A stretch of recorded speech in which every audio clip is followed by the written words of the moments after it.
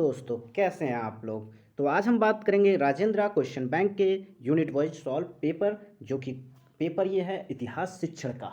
ठीक है, जैसा आपको पिछले वीडियो में बता दिया गया था यूनिट 1 यूनिट 2 के बारे में। अब हम बात करेंगे आज यूनिट 3, 4 एंड 5 के बारे में, और इसी तरह आपका पूरा राजेंद्र कंप्लीट हो जाएगा। और बिना टेंशन लिए आप इस वीडियो को देख लीजिएगा। चलते हैं हम पहले प्रश्न की तरफ। पहला प्रश्न आपके सामने, ये आपका यूनिट 3 है। अंतर्राष्ट्रीय सद्भावना के विकास में निम्न में से किसे महत्वपूर्ण माना जाता है। यानी अंतर्राष्ट्रीय सद्भावना के विकास में निम्न में से किसे महत्वपूर्ण माना जाता है। फिल्म और व टेलीविजन को, फिल्म व टेलीविजन को क्या माना जाता है, अंतर्राष्ट्रीय सद्भावना के विकास में माना जाता है महत्वपूर्ण। ठीक है, क्वेश्चन नंबर 2, निस्संदेह काल बहुत कुछ बोध कुछ संबंधताओं के अंदर जीवांत तथा क्रियाओं को समझने की योग्यता है। यह कथन किसका है, तो प्रो घाटे का है। ठीक है, option A is the right answer. Question number 3, निम्नलिखित में से कौन सा इतिहास स्तर है उपयुक्त सभी, चाहे वो राष्ट्रीय स्तर पे हो, स्थानीय इतिहास हो या प्रांतीय इतिहास हो, ये सभी स्तर क्या है इतिहास के लिए महत्वपूर्ण हैं। ठीक है, क्वेश्चन नंबर 4, समन्वय में किस विशेष लक्षण की संभावना है, तो अधिगम स्थानांतरण यानी कि लर्निंग ट्रांसफर का यह विशेष लक्षण होता है समन्वय में। ठीक है, अब क्वेश्चन नंबर 5, इतिहास शिक्षण में प्राय कितनी विधियों का प्रयोग की जाती है। अगर भागों में बात की जाए तो 2 भागों में, और विधियों में बात की जाए तो 7 विधियों में इतिहास शिक्षण को प्रयोग होता है। निम्नलिखित में से कौन सी दृश्य सामग्री है, तो आपको भी पता है बुलेटिन बोर्ड, चित्र, मानचित्र, उपयुक्त सभी। क्वेश्चन 6, क्वेश्चन नंबर 7, क्षेत्र पर्यटन के मुख्य उद्देश्य कितने हैं। क्षेत्र पर्यटन यानी कि 7 उद्देश्य हैं क्षेत्र पर्यटन के। ठीक है, क्वेश्चन नंबर 8, इतिहास शिक्षण में सदृश, ठीक है, सामग्री के अंतर्गत निम्नलिखित में से कौन सा अप्रक्षेपित माध्यम नहीं है, चलचित्र। ठीक है, चलचित्र माध्यम नहीं है। क्वेश्चन नंबर 9, भूमिका निर्वाह का प्रयोग कितने रूपों में किया जाता है, तो 2 रूपों में किया जाता है। क्वेश्चन नंबर 10, इतिहास का संबंध उन घटनाओं से जो एक के बाद एक क्रम से घटित होती रहती हैं और जो किसी काल से संबंधित होती हैं, यह किसने कहा, सैमुअल कांट ने, सैमुअल कांट ने कहा। ठीक है, क्या कहा, इतिहास का संबंध उन घटनाओं के वर्णन से है जो एक के बाद एक क्रम में घटित होती रहती हैं, जो काल से संबंधित होती हैं। ठीक है, क्वेश्चन नंबर 11, निम्न में से काल बोध के तत्व हैं, स्थिति, दूरी, अवधि, यह सभी काल बोध के क्या है तत्व हैं। क्वेश्चन नंबर 12, निम्न में से काम बोध के तत्व कौन है, तो ये भी सभी। क्वेश्चन नंबर 13, निम्न में से कालक्रम विकास के साधन कौन कौन से हैं। ठीक है, तो विकास के कौन कौन से साधन हैं, तो ये आप बताएंगे। ठीक है, तो ये आपका साधन कौन कौन से हैं, क्वेश्चन नंबर 13 का यह सभी, समय ग्राफ हो गया, समय चार्ट हो गया, समय रेखा हो गया, ये सभी क्या हैं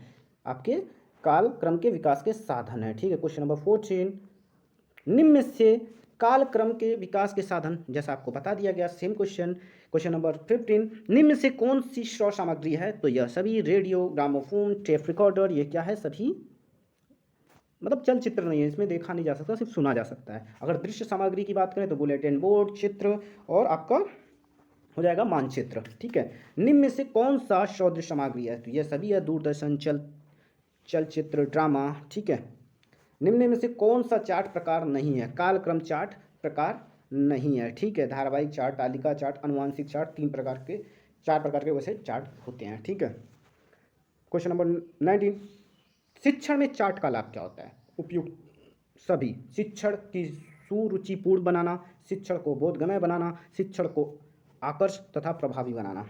दल शिक्षण में सदस्यों की संख्या 2 या 2 से अधिक। दल शिक्षण क्या होता है, वही टीचरों का समूह, जैसे एक किसी क्लास में 2 से 3 टीचर एक साथ सभी बच्चों को पढ़ाएं या किसी चीज़ को समझाएं या मूल्यांकन करें, यही दल शिक्षण है। ठीक है, क्वेश्चन नंबर 21, दल शिक्षण शिक्षक दल को किस प्रकार से उत्तरदायित्व प्रदान करता है, तो सामूहिक, जैसा आपको मैं बता दिया।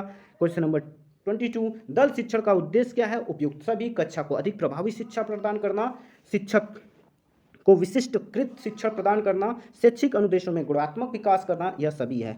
ठीक है, 23, भूमिका निर्वाह का प्रयोग कितने रूपों में किया जाता है, तो 2 रूपों में किया जाता है। भूमिका निर्वाह का प्रयोग कितने रूपों में किया जाता है, 2 रूपों में किया जाता है। 24, इतिहास शिक्षण में प्राय कितने विधियां होती हैं, तो 7 विधियां होती हैं, जैसा आपको स्टार्टिंग में बता दिया गया था। क्वेश्चन नंबर 25, जिन प्रश्नों के माध्यम से परिभाषाएं निकलवाई जाती हैं वो क्या होता है? परिभाषात्मक प्रश्न होते हैं। ठीक है, जिससे आप मतलब अगर क्वेश्चनात्मक प्रश्न निकाला जाए, मतलब प्रश्नों के अगर आंसर निकाला जाए तो वो प्रश्न उत्तरात्मक भी प्रश्न होते हैं। ठीक है, चलिए क्वेश्चन नंबर नेक्स्ट हम बढ़ते हैं।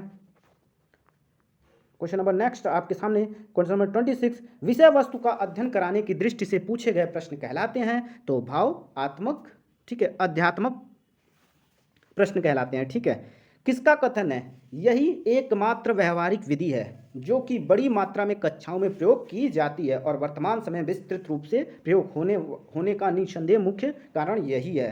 तो विविंग एंड विविंग की यह कथन है। किस विद्वान ने छोटी कक्षाओं में इतिहास को पढ़ाने की सर्वोत्तम विधि कहानी विधि बताई है? तो प्लेटो ने कहा है छोटी कक्षाओं में इतिहास को पढ़ाने की सर्वोत्तम विधि या कहानी कथन विधि माना है। 29, इतिहास शिक्षण में नाटकों के प्रकार 2 प्रकार के होते हैं। क्षेत्र पर्यटन में मुख्य उद्देश्य 7 होते हैं, जैसा कि आपको ये भी बताया जा चुका है।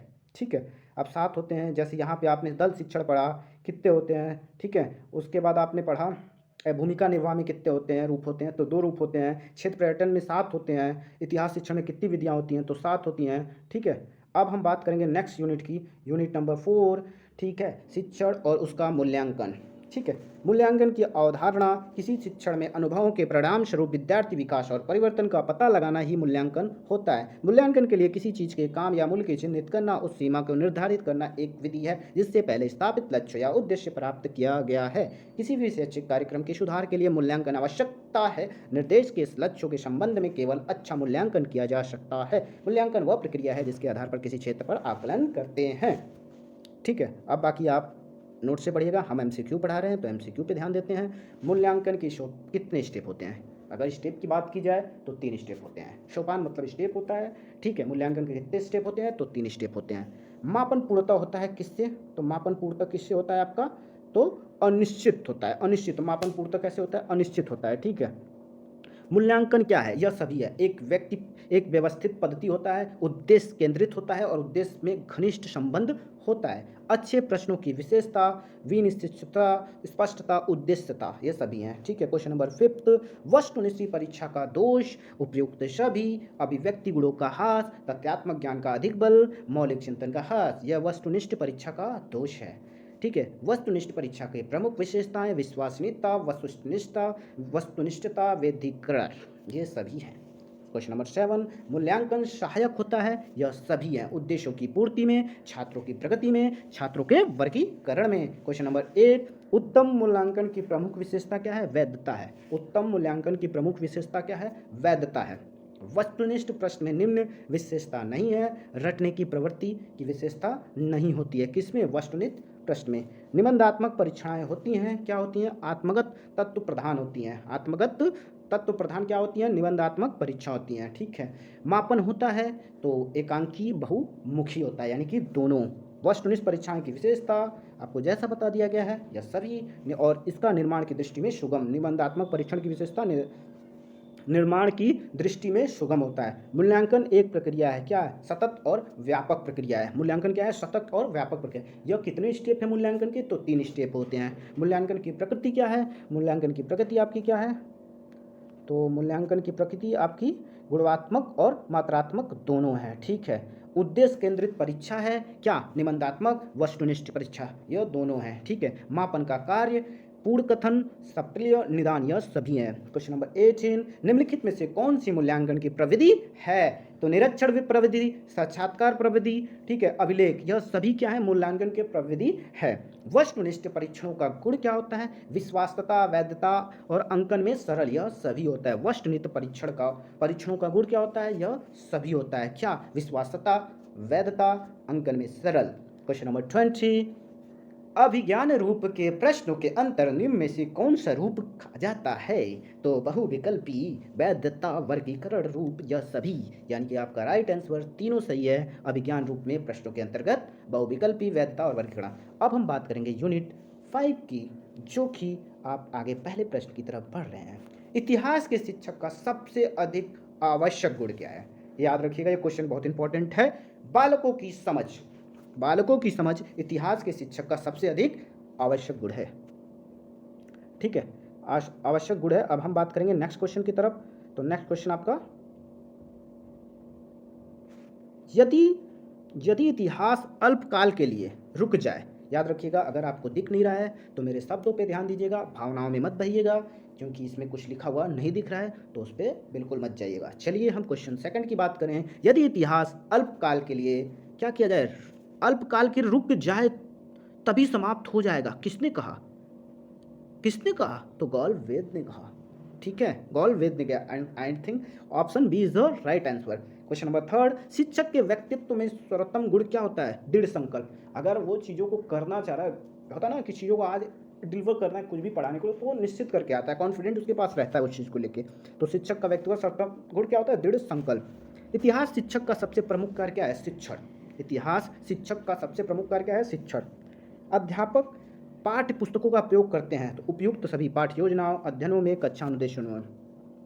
इतिहास शिक्षक के प्रमुख गुण होते हैं तो यह सभी होते हैं। व्यवसाय में प्रतिनिष्ठा, विषय का ज्ञान, नागरिक समस्याओं का ज्ञान। इतिहास के शिक्षक का सबसे अधिक आवश्यक गुण क्या है? बालकों की समझ। इतिहास के शिक्षक का सबसे अधिक आवश्यक गुण बालकों की समझ। इतिहास शिक्षक का सबसे प्रमुख कार्य तो शिक्षण करना होता है। इतिहास का शिक्षक का सबसे प्रमुख कार्य शिक्षण करना। क्वेश्चन नंबर 9, शिक्षक की भूमिका होती है मार्गदर्शक, दार्शनिक, यह दोनों होते हैं। क्वेश्चन नंबर 10, शिक्षक को ज्ञान होना चाहिए क्या? पाठ्य वस्तु का, शिक्षण प्रक्रिया का और विद्यार्थी का। यह तीनों ज्ञान शिक्षक को होना चाहिए। क्या होना चाहिए? पाठ्य वस्तु का, शिक्षण प्रक्रिया का, विद्यार्थियों का। क्वेश्चन नंबर 11, इतिहास शिक्षक का प्रमुख कर्तव्य क्या होता है? मूल्यों का विकास, चरित्र का विकास, नागरिकता का विकास, यह सभी। क्वेश्चन नंबर 12, छात्र पाठ्य पुस्तकों का उपयोग करते हैं परिपाक में। पाठ्य पुस्तकों के प्रमुख दोष तो एकाग्रता, पुनर्बलन, मनोवैज्ञानिक क्रम, यह सभी। क्वेश्चन नंबर 14, पाठ्य पुस्तकों का उपयोग करते हैं तो किस में उपयोग करते हैं हम? तो यह दोनों में करते हैं। ठीक है, पाठ्य पुस्तकों का चयन करते समय किन बातों का ध्यान रखना चाहिए? तो मूल्यों का ध्यान रखना चाहिए, संगठन का ध्यान रखना चाहिए और प्रस्तुतिकरण का यानी प्रेजेंटेशन का भी ध्यान रखना चाहिए। क्वेश्चन नंबर 16, पाठ्य पुस्तक कक्षा कक्ष में प्रयोग हेतु निर्धारित की पुस्तक है। यह किसने कहा? तो बैकन ने कहा। किसने कहा? बैकन ने। Option C is the right answer. Question number 70, पाठ्य पुस्तक से उपयुक्त सभी समय की बचत होती है, स्व अध्ययन से सहायता प्राप्त होती है, व्यवस्था तथा क्रमबंध में सहायता मिलती है, यानी कि D is the right answer. Question number 18, एक अच्छी पाठ्य पुस्तक में गुण होने चाहिए क्या? तो कागज एवं मुद्रण उपयुक्त, मूल्य उपयुक्त, प्रस्तुतिकरण उपयुक्त, यह सभी। क्वेश्चन नंबर 19, निम्नलिखित में से कौन सा इतिहास का स्तर है? तो यह सभी, स्थानीय इतिहास, प्रांतीय इतिहास और राष्ट्रीय इतिहास। ये भी इंपॉर्टेंट क्वेश्चन है, आप नोट डाउन कर लीजिएगा, ये कंफर्म आने वाला है। क्वेश्चन नंबर 20, इतिहास ज्ञान कराता है किस चीज़ का? तो विभिन्न संस्कृतियों का ज्ञान कराता है। किस चीज़ का? विभिन्न संस्कृतियों का ज्ञान कराता है। कौन कराता है? तो इतिहास ज्ञान कराता है। ठीक है। क्वेश्चन नंबर 21, वाद विवाद एक शिक्षण सामूहिक प्रक्रिया है जिसमें शिक्षक तथा शिक्षार्थी विद्यार्थी सहयोगपूर्ण ढंग से किसी समस्या का प्रकरण बातचीत करते हैं। यह परिभाषा किसकी है? तो जेम्स एम ली की है। ठीक है, जेम्स एम ले की है, एम ली की है, एम ली की है, याद रखना, एम ली की है। क्या? वाद विवाद शैक्षिक सामूहिक प्रक्रिया। बस इतना हिंट याद रखिएगा, बाकी आपका सही हो जाएगा। क्वेश्चन नंबर 22, समाजीकृत अभिव्यक्ति पद्धति के द्वारा छात्रों में किसका विकास होता है?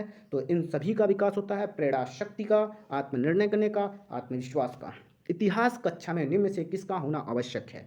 तो चार्ट का, ग्लोबल का, मानचित्र का। यह तीनों आवश्यक है इतिहास कक्ष में होना। ठीक है, चार्ट का, मानचित्र का और ग्लोब का। क्वेश्चन नंबर 24, इतिहास की प्रयोगशाला में निम्न से क्या आवश्यक है? तो पुस्तकें, सदृश उपकरण, विभिन्न प्रकार के बोर्ड, इन सभी का। आई होप ये वीडियो आपको पसंद आएगी और अगर ज़्यादा से ज़्यादा आपको ये समझ आएगी, बस इसको 2-4 बार रिवाइज कीजिएगा, आपको बुक पढ़ने की ज़रूरत नहीं पड़ेगी। और उम्मीद करते हैं इस वीडियो को आप ज़्यादा से ज़्यादा शेयर करेंगे। सब्सक्राइब आपके ऊपर छोड़ दिए हैं,